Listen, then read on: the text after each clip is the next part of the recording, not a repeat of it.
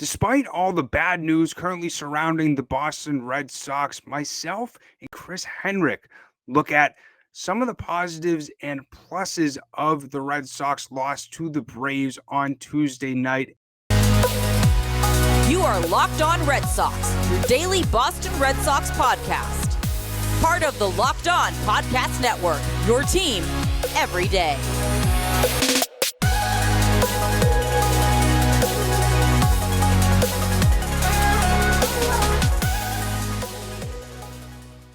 I want to welcome you back into the Locked On Red Sox podcast, and thank you so much for making Locked On Red Sox your first listen of every single day. I'm your host, Massachusetts Pirates team insider Jake Ignaszewski, and we continue rolling with the great guests throughout this week. And as I hinted to in yesterday's episode, we have on a very special guest, Chris Henrique, who is the founder of the Beyond the Monster podcast and the co-host of the Obstructed Red Sox podcast. And Chris and I not only look at what the Red Sox did on Tuesday night in their loss against the Braves, talk about a little bit about some positives that we saw coming out of that loss, but we also look at sort of what Chaim Bloom mentioned in his recent interview with Inside the Monster Red Sox podcast and break down a little bit of our thoughts on not only what he mentioned about the trade deadline, but of the future of this team and where we could potentially see the Red Sox going during the offseason. Now let's listen to Chris and I's conversation. We are here with a very special guest. He is the founder of Beyond the Monster and co-host of the Obstructed Red Sox podcast. I'm here with Chris Henrique. So how are we doing today, Chris? Doing pretty good. Excited to be here. Second time on Locked On, so excited. Ready to talk some Red Sox. And when we first talked, it was a little bit more positive. And we're going to still try and keep this positive. You know, when I had Micah on yesterday, that was sort of the theme of the episode. I know some people in the comments on YouTube were like, well, you're just being delusional. Well, you can either call it delusional or I can just be sad about what's going on. So all we're going to try to do on here is do our best to sort of unravel all the bad news that the Red Sox are getting right now and really give our thoughts in the most honest way that we really can. I'll be candid, as well. That's what I'll do.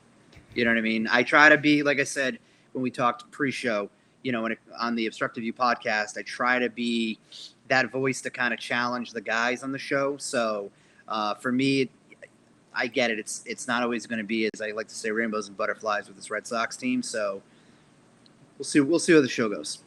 And we're not only going to be recapping sort of what happened on Tuesday night's game where the Red Sox lost to the Braves in extra innings, but we're also going to be sort of uncovering, our reactions to stuff that's happened recently. And, I sort of wanted to start off talking about I know you haven't listened to it just yet, but I just finished listening to the Chaim Bloom interview from the Inside the Monster podcast with Steve Perrault and Joey Capone. And obviously for all of our listeners, like, I want you to listen to our podcast, but Steve and Joey did an amazing job of really unraveling a lot of answers that I believe Red Sox fans had questions about. And the main thing that I was really interested about was sort of the misconception on why he wasn't in Houston when Christian Vázquez eventually got traded. And this is one thing that I didn't even think about. He explained that, with how many people were working on the trade deadline, with everything that was going on, the amount that they were communicating, it wouldn't have made sense if they were in two completely different places, two completely different time zones. And he mentioned that they really talked it through and were nervous that, maybe they could have missed a deal. Maybe something could have, not been communicated as quickly as it would have if they were all in one place. And that's one thing that when Lauren and I really unraveled, Vázquez getting traded, we were really frustrated that, Chaim Bloom wasn't there in Houston to tell him in person, and that Vázquez wasn't one of the main guys who was told, like Bogey and Devers, that, he was being traded. Yeah, so I was a little shocked that there was not even just a representative from the Red Sox down there from the front office. It was. I think what made it a bad look was the way that Vázquez was way he found out. He's out there. He's taking batting practice. He starts to find out from the other media members from both sides. and then he starts to, do a miniature little press conference, and then he gets pulled off by Red Sox public relations. So I think it's more so, it wasn't the greatest look. It didn't seem like the Red Sox were kind of organized from that standpoint. I can understand, where, there's hundreds of calls being made, and you want to make sure that you're not missing a beat. I would have to think, though, there's got to be someone from the front office that isn't going to be, directly involved that you could have sent there. I'm sure they maybe planned it out, but from those optics, at least for me, it was a little surprised to see that. But again, I can also, I also understand too, they have a big front office. There's a lot of money that goes into those guys and the decisions that they're making. And, you would like to know that Bloom is having that conversation, but I also too don't really think it's Chaim Bloom's place to say to Christian Vazquez, "Hey, look, man, we're gonna move you to Houston." You can trickle that down to the manager, and then maybe you want to have a combo later on with Christian or whatever. But right. I think maybe from a fan's perspective, the reason why there was some pushback and outlash was maybe more of the way Vazquez found out. Yeah, I mentioned on this podcast, when it all unraveled, I've never seen a player be told like Christian Vazquez really found out. And, obviously we found out afterwards that he got a little bit of a hint from Alex Cora that maybe something was going on, but it was a little bit interesting as well to hear Chaim's whole perspective on, the confusion that some Red Sox fans have and about the buying and selling of what they did. And, my main thing, really reflecting on what they did during the trade deadline, I've said it multiple times, is I understand, both buying and selling, but why do nothing to the bullpen when that's been the massive issue all throughout this season? And if you're trying to win, why not do anything to, in my opinion, the biggest Achilles heel of this team currently? But, Chaim really mentioned in the interview saying that, we could have been like a team where, you blow it all up and you just take what you can get from, JD or Evaldi, some of the guys that they did not trade. But he said, we were looking at it and we felt, some of the guys who were coming back from injuries and, with the amount of ground that we had to build up on to get back into the wild card race, we still had a little bit of a chance, and might as well as take advantage of the opportunity while we still have it. Yeah, I think it was a massive miss, though, not going out and getting a reliever. Moving on from Jake Diekman, that was a huge W for them. Mainly one, his performance on the field, very, wishy-washy this year, but to get away from the contract that he was signed to. So you move on from there. Bloom, though, did say for months that they were going to be involved in getting a right-handed reliever. And he didn't follow through, with what he said. Now, maybe Brian Bayo was going to be that person that was going to maybe fill in that role. Unfortunately, he had that groin injury during that Astros series, and we weren't able to kind of see maybe him, pitch in relief a little bit more. But I would have to think that there was a right-handed reliever that was available that team could have gone out and made a move for, which I think is a miss. Now, as for not moving Nathan Eovaldi or JD Martinez, I'm fine with that. I guess my concern, though, is if you're over the luxury tax, it's not a second-round pick, and it's what, a fourth or fifth-round pick? So the compensation isn't going to be as good, but were the players that they were potentially going to get back similar to what that compensation pick is going to be? Mm-hmm. Which maybe that could be the case, too. But I'm definitely interested. I'm going to listen to that podcast tomorrow. I always like to take a few minutes, and I like to listen to anything that Chaim Bloom does when he does podcasts, because I think he's very insightful. Sometimes I think he talks in circles and he says the same robotic responses, but I do feel that he provides a lot of value with what he's saying, and you can try to get a little bit of an insight as to what they're thinking and might be doing. So, but disappointed, yes, that they didn't address that bullpen, but I'm excited in a way that they didn't go and completely blow it up, because it would have really made the rest of this season miserable to watch. And I don't necessarily know and or think the fan base knows what it's like to blow it up, because we haven't seen that. Yeah, we really haven't fully seen that. I mean, I remember what happened in 2014, obviously with Lackey and Lester, but that wasn't a full sell mode. But I remember that's essentially the closest, I guess, that we've gotten to it.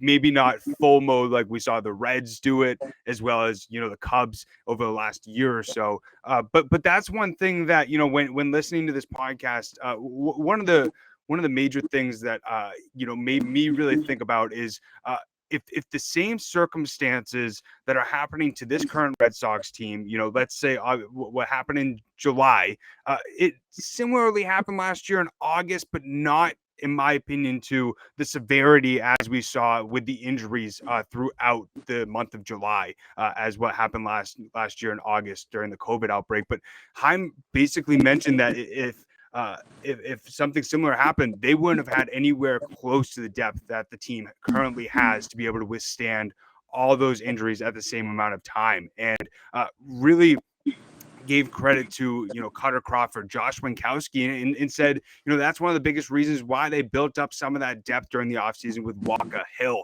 And it was really tough for them to get a lot of those hits at the same time at the rotation and obviously throughout their depth chart. But he also mentioned as well that learning from both of these situations over these last 2 years, his main thing is that he wants 8 to 10 of those depth players in specifically the pitching department to be able to fill in and mainly have it be homegrown guys. And that's what we've really seen him build over the last 2 years or so. We hope that you are enjoying my conversation with Chris Henrique, but I just want to take a second to talk about Blue Nile. And so if you're looking for any fine jewelry, whether it's for an engagement or just a special moment, BlueNile.com is the #1 place to get just that. They have some great simple online tools that help you choose the diamond shape, size, and clarity, and also setting style for any engagement ring for that special someone. So each ring is one of a kind. And also, if you're having trouble choosing which type of fine jewelry that you're looking for, Blue Nile has their bench jewelers on hand to help you be able to learn a little bit about what you're putting your money into. And they're on hand 24/7 via phone or chat to help you find a memorable gift at any budget. Make your moment sparkle with jewelry from BlueNile.com. And going on now is Blue Nile's anniversary sale. And you can save up to 40% on classic fine jewelry pieces and 25% on engagement ring settings. Plus, every order is insured, shipped free, and arrives in discreet packaging that won't give away what's inside. Shop stress-free and find your forever piece. Go to BlueNile.com today. Now let's get back to my conversation with Chris. Him building the pitching depth has been has whether or not fans or people who cover the team or which have you feel that the depth is good enough.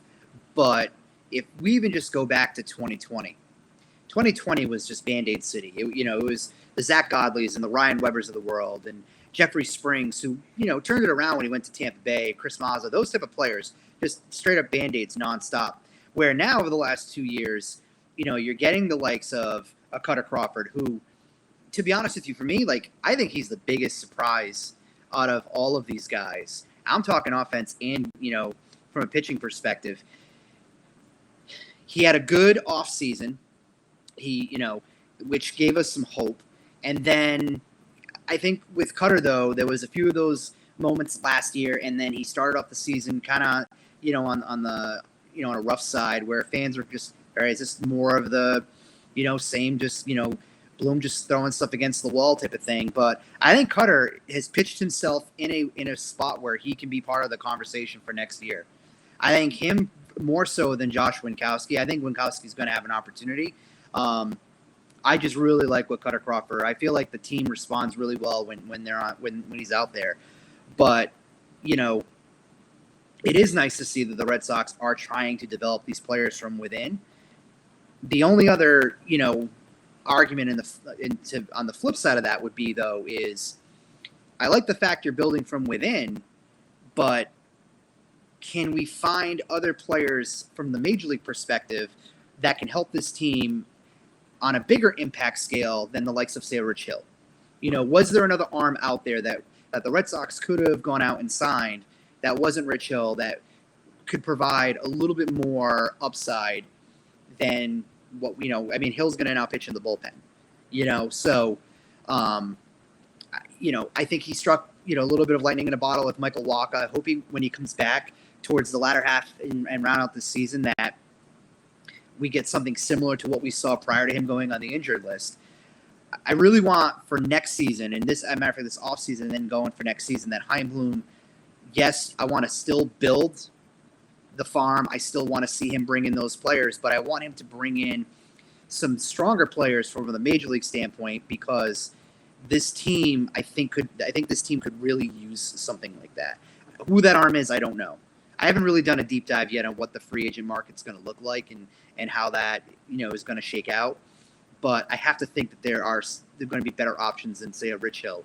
I think he's pitched, okay for someone who's, 42, 43.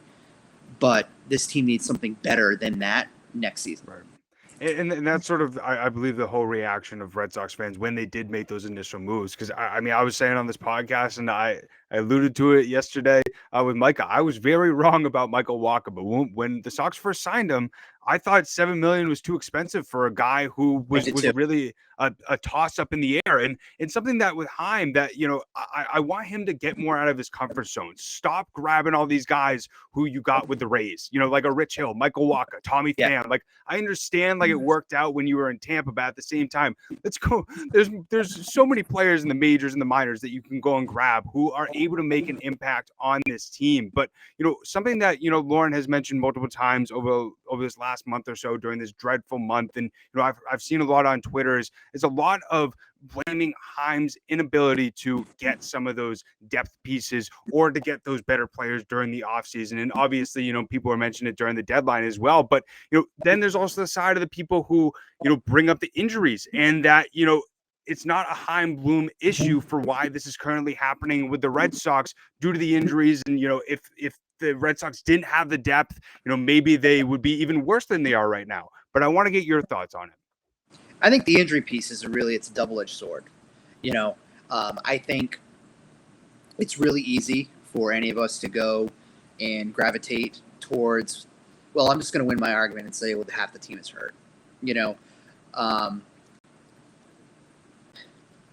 thing though, from that pitching standpoint, and to your point with Tampa Bay, cast a wider net.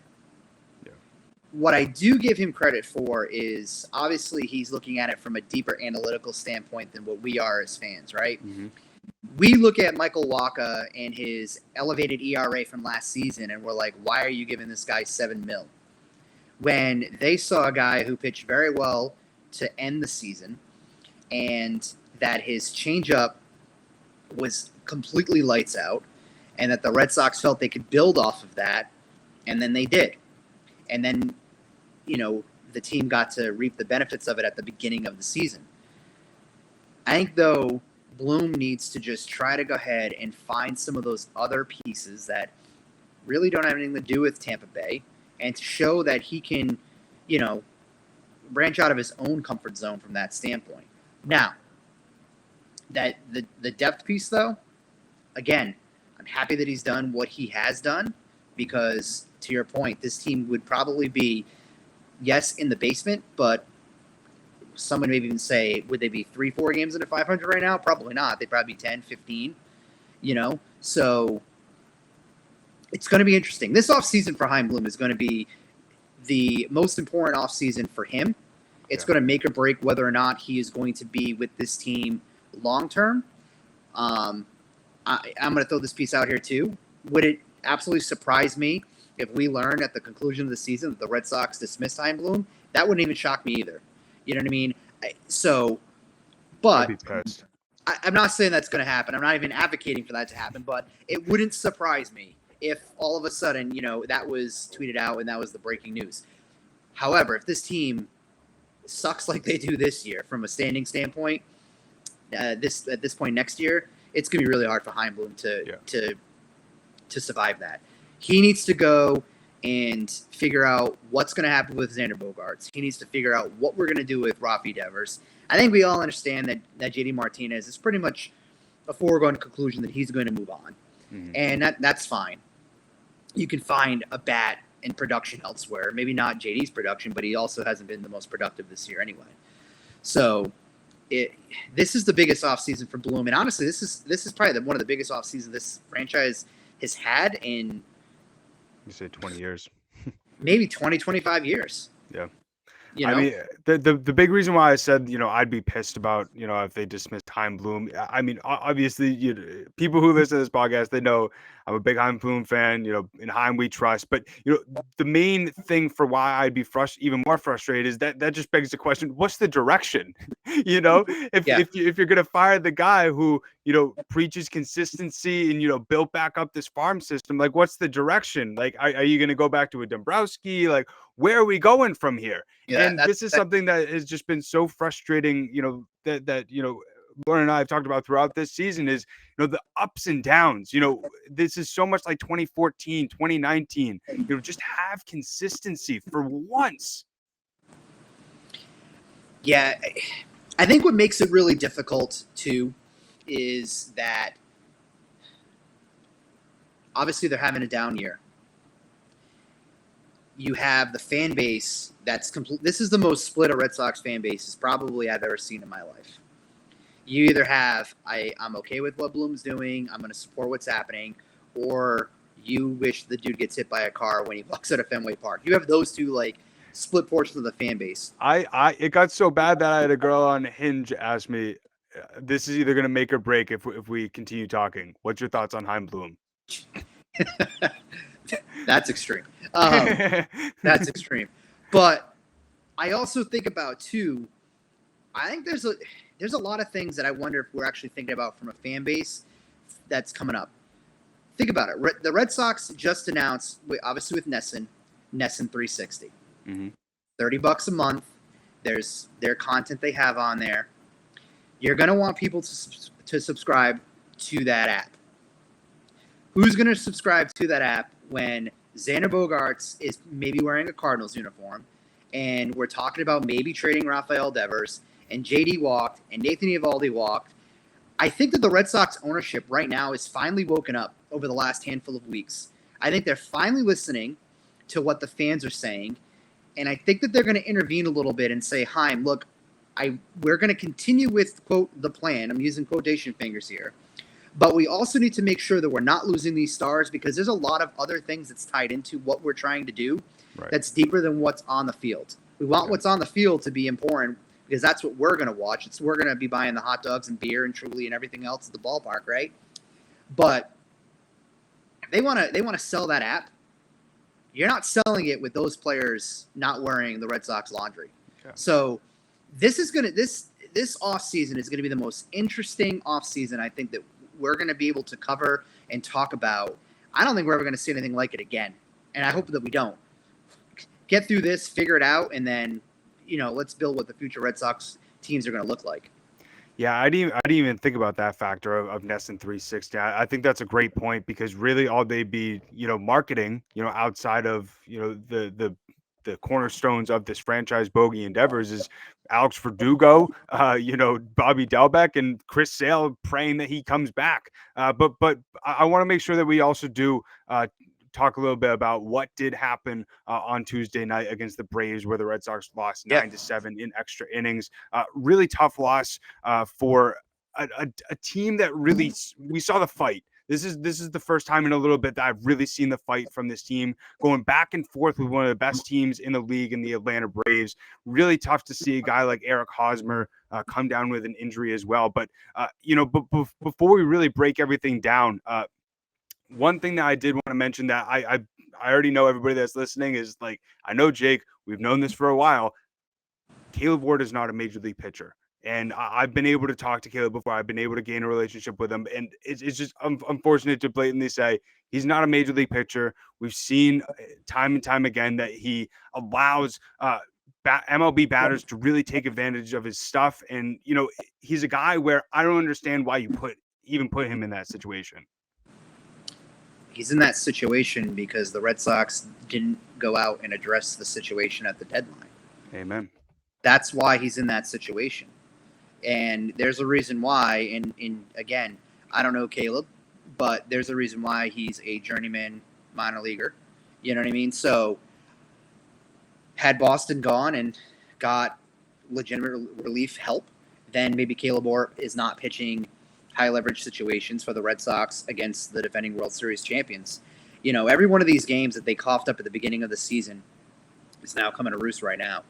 And when you lose games that you fought like they did last night, Tommy Pham, hits that massive home run at deep center field. Jarren Duran needed that home run last night for his confidence. You know what I mean? Like, he needed that more than anything. And I know I bashed Duran too. Trust me, we all have done it. We've all got our kicks in on Duran. He needed that, and it was all for naught. So to me, the biggest, piece out of that game though is hopefully Hosmer is not going to be a long-term injury. He's not playing in game 2 of this series either. So hopefully it's something that they can just manage over the next couple days, and he's back in that lineup, and because that's going to provide a big boost to this team. I hope that you are enjoying my conversation with Chris, but I just want to take a second to talk to you about Liver Health Formula by Pure Health Research. And did you know that the key to sustainable weight loss is through your liver? Well, the liver is the body's metabolic furnace, and it's responsible for flushing out harmful toxins and igniting your fat-burning metabolism. But thanks to modern diets rich in unhealthy processed foods and constant exposure to thousands of man-made and environmental toxins, most of us have overworked our livers. And now it's easy to rejuvenate your liver health and reignite your metabolism thanks to Liver Health Formula by Pure Health Research.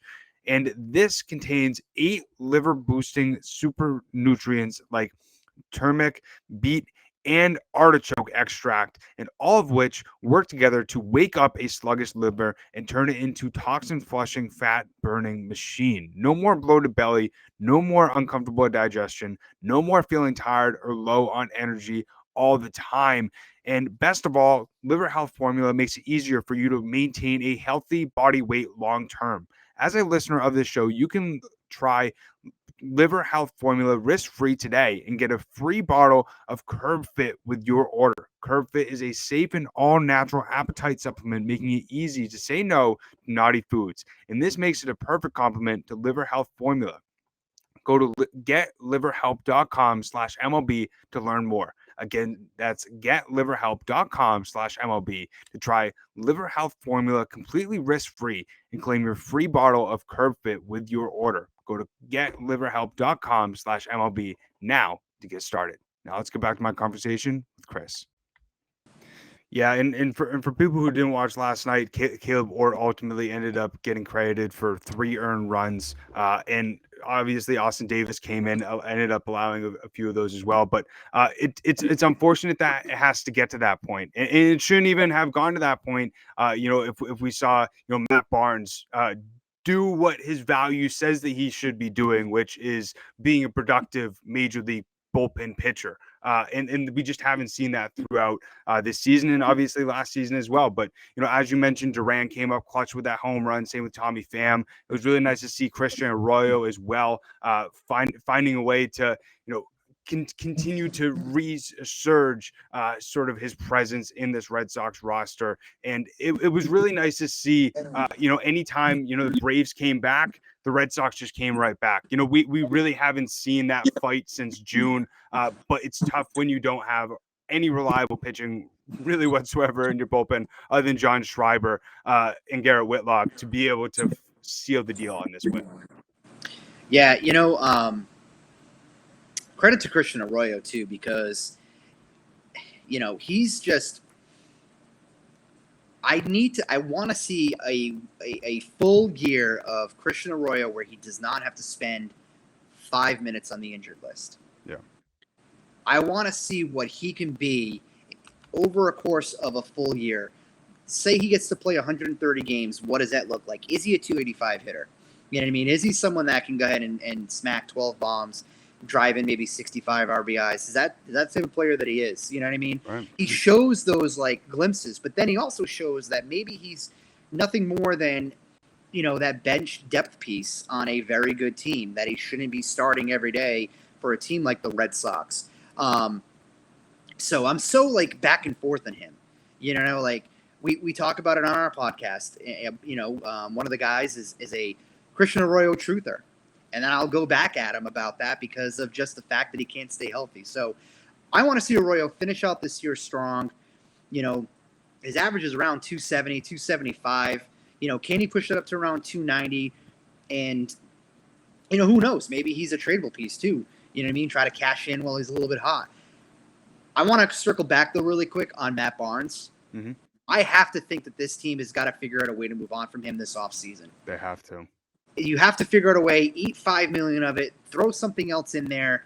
He provided moments for this team years ago during that World Series run. Mm-hmm. He was such an important piece, but that unfortunately now is the past, and this team needs to move forward.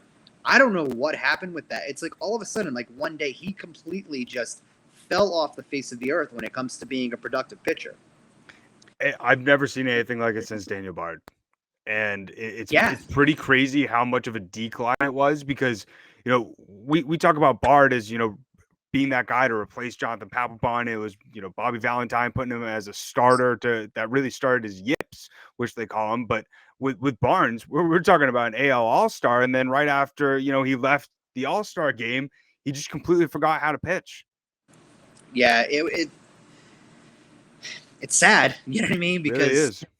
Yeah, I remember, when we got the news that he signed, I was pumping gas.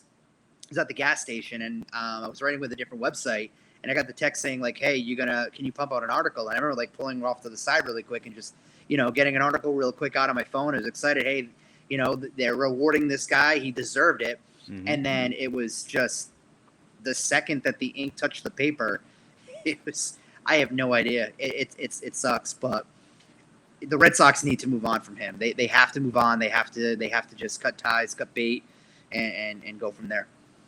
I think that they're going to do that a lot this offseason. I don't really see Bobby Delbeck staying with this team. I would be very surprised if a lot of the guys are on the 25-man roster or even on the 40-man roster are still with this organization.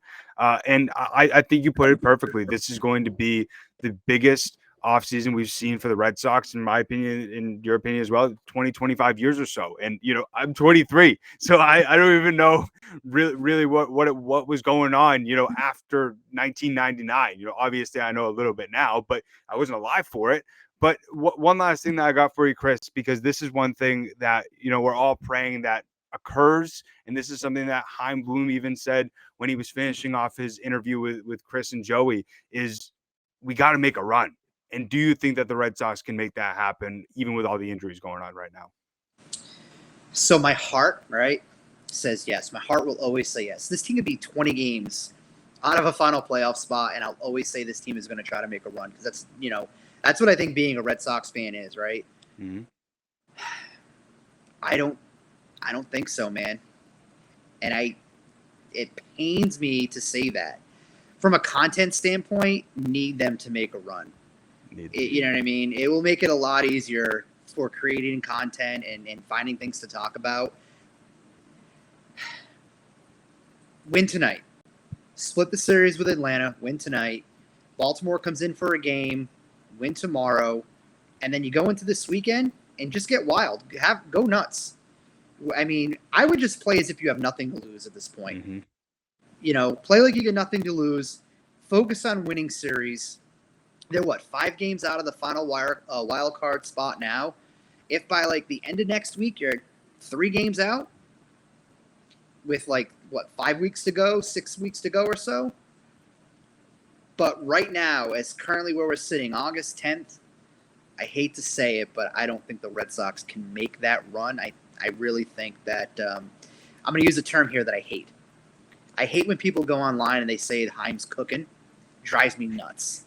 Hate that more than anything, right? I think this team's cooked. Just so you know, in your replies for the next week or so, that's what I'm gonna say. Just as a little joke for you.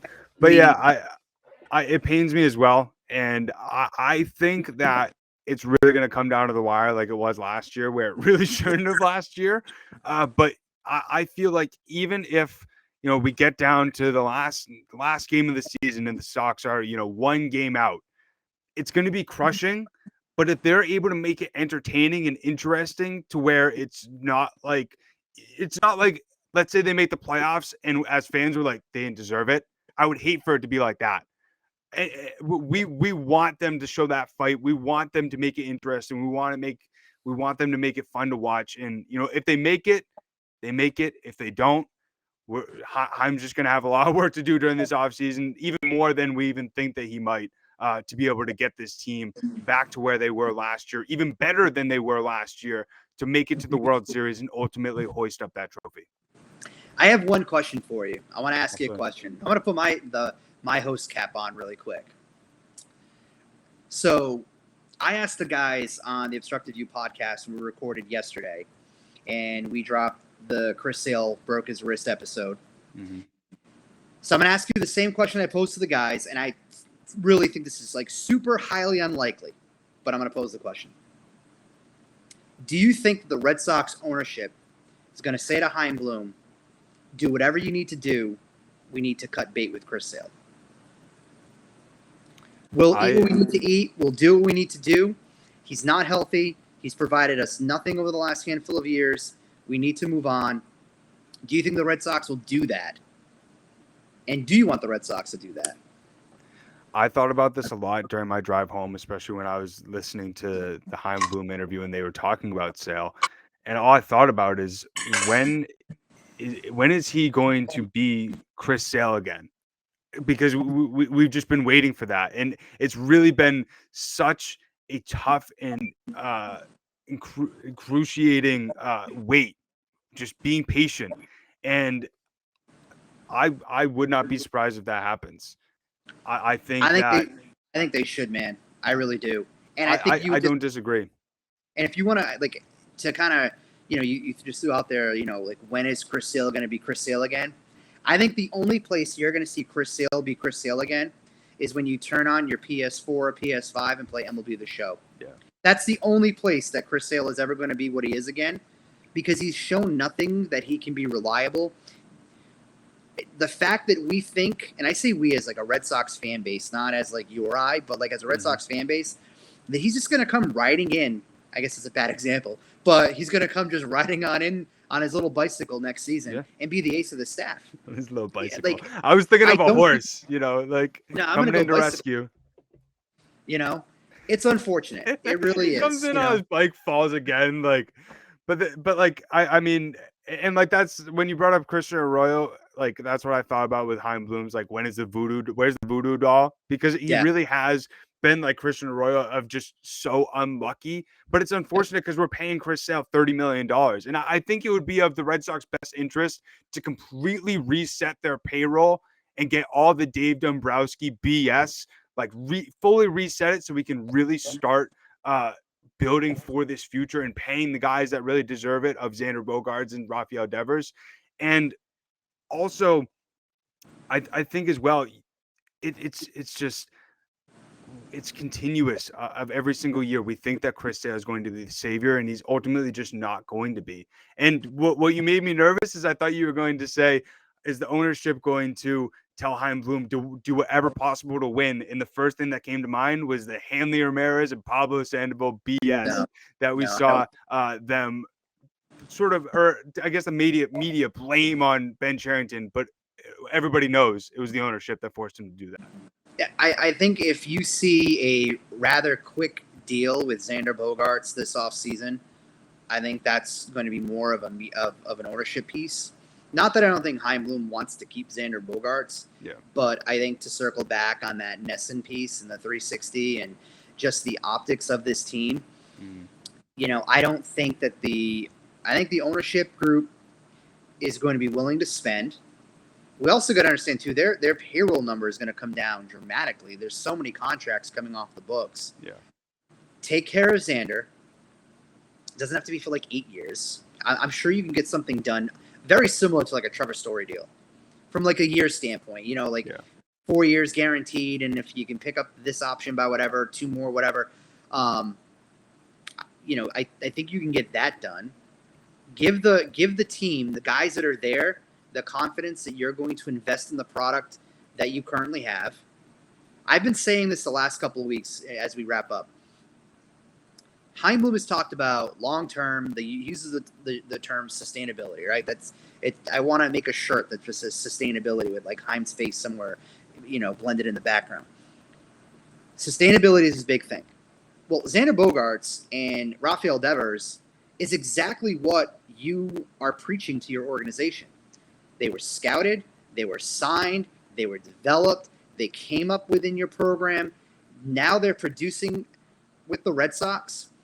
If you just jettison them and let them leave, what does it say to the Marcelo Myers, the Blaze Jordans, Tristan Casas, Nico, hell, all these guys that you're bringing in that you're drafting?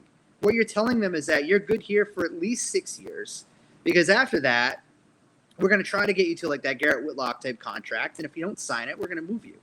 Mm-hmm. I just think it's such a super bad precedent if you don't go and try to take care of Xander and Rafael Devers, because it's what's right for the team. I'm not even saying that from like the Red Sox homer piece. Like, that's what's right for this team. Go out, take care of those two guys, and in the process, Chaim Bloom will begin. Not that he really needs to win back the fan base, but I don't think it would hurt.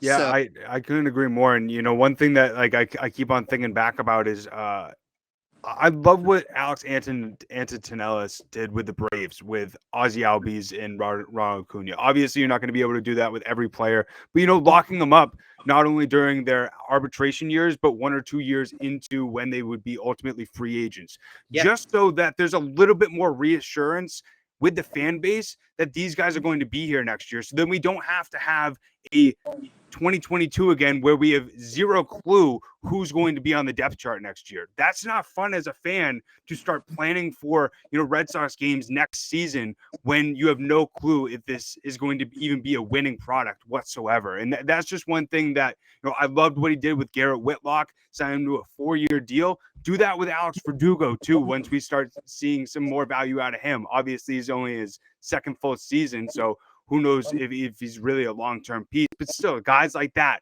who you can start to really rally around and be more of cornerstones other than it just being Devers and Bogey.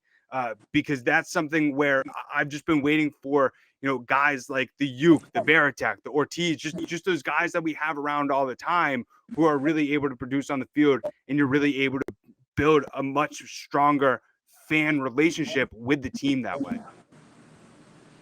I agree. I'm looking forward to the offseason. Not that I want baseball to end, you know what I mean? But I'm looking forward to the offseason. There's going to be some things that I'm going to write about some players that I wouldn't be surprised if the Red Sox could be in the mix for. Looking forward to dropping those in the coming weeks. There's one player that I really want the Red Sox to get. I'm going to tease it right now with just that, and I'll tell you off the air. And that way people can go onto the Substack and throw their email in and get it. So. Yeah, so let people know how they can go and support you, because you do a great job with all your Red Sox content. Not only your personal stuff with Beyond the Monster and your personal Twitter, but also with your podcast and everything like that. Yeah, so you first head over on Twitter. You go to Obstruct View. That is our Red Sox podcast. You can hit that follow button, and then there's a link tree right in the bio. Hit that. Every single piece of content that we create, there's a directory there. Head over to Apple Podcasts, smash that subscribe button.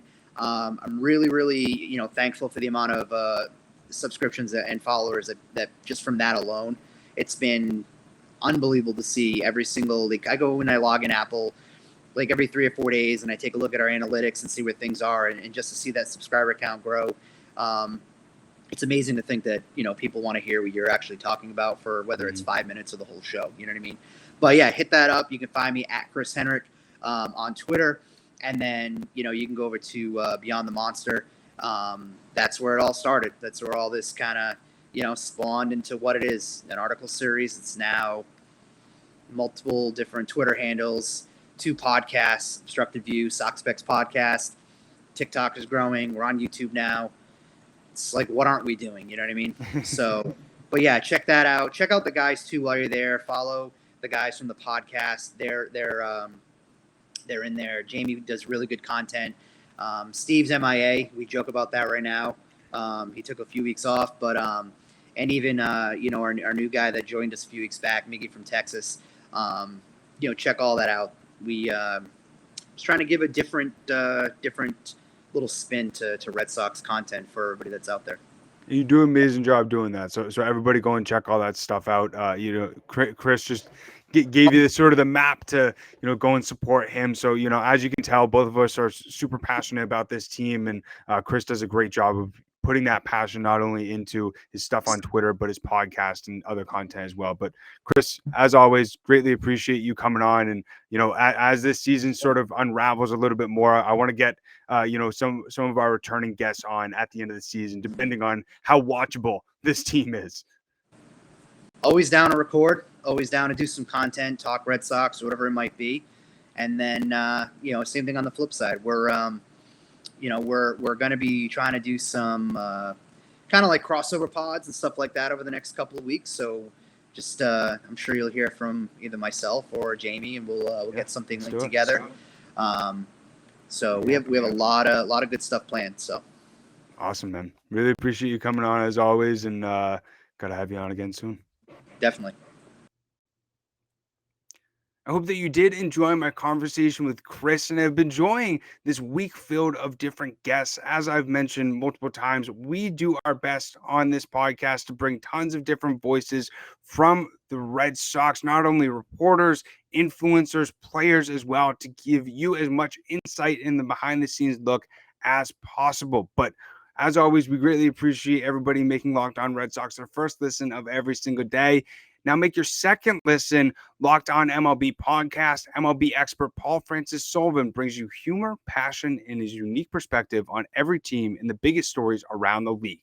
Follow the daily #1 league-wide podcast, Locked On MLB, on the Odyssey app, YouTube, and wherever you get your podcasts. Also, make sure to follow Locked On Red Sox on Twitter. It's LO_Red Sox, as well as myself. It's at Jake Iggy, and also my co-host Lauren. It's at La 3 Laws, Lauren with 4 R's. But we greatly appreciate everybody tuning in as always, and we hope that everybody has a great rest of their day.